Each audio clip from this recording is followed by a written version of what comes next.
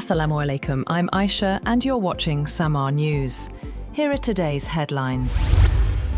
A Syrian court has sentenced former President Bashar al-Assad to death in absentia, convicting him of crimes committed during the country's civil war, including premeditated murder, torture, arbitrary detention, and crimes against humanity. The Damascus Criminal Court also sentenced former Assad-era security chief Atef Najib to death for premeditated murder and torture linked to the violent crackdown in Deraa in 2011. The court found that crimes committed by Assad's government in Deraa province in 2011 amounted to crimes against humanity.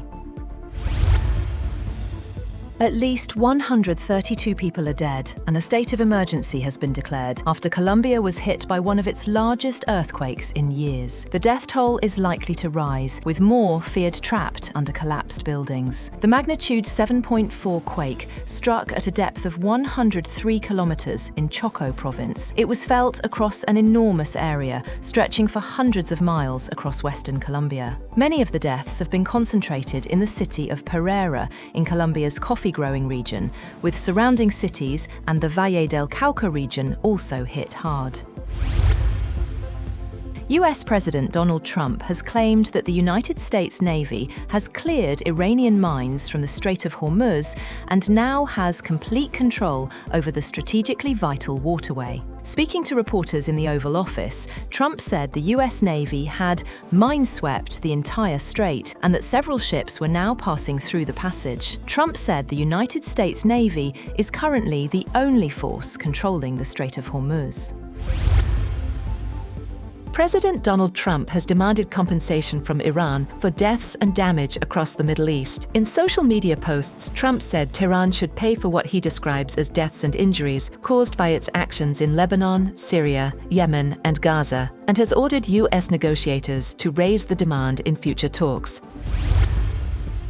Iran's President Masoud Pezeshkian has said that Supreme Leader Mojtaba Khamenei is completely healthy, dismissing speculation over his health. Pezeshkian said he recently held a very good 7-hour meeting with Khamenei, in which the Supreme Leader stressed national unity and called for social cohesion and greater attention to people's livelihoods. He also said that someone able to sit and discuss matters for 7 to 8 hours could not have serious health problems.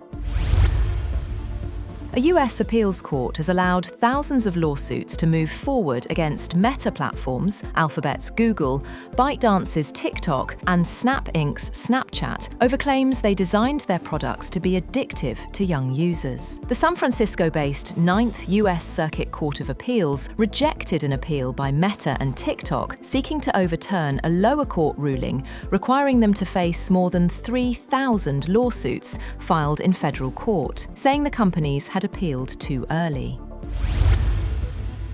US President Trump has signed an executive order calling for fewer childhood vaccinations by limiting the inoculation schedule to 11 immunizations, which he said would give US children gold standard protection and align the country with peer nations that recommend fewer shots. The order advances a long-standing goal of Health Secretary Robert F. Kennedy Jr., an anti-vaccine activist who has promoted a link between vaccines and autism that scientists have repeatedly debunked.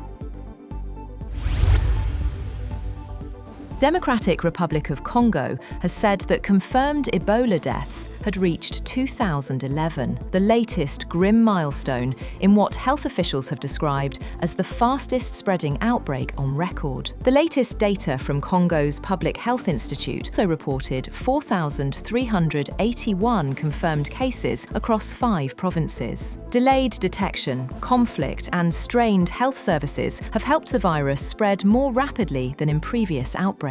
The current outbreak is caused by the Bundibugyo strain of Ebola, for which there are no approved vaccines or treatments. That's all for now.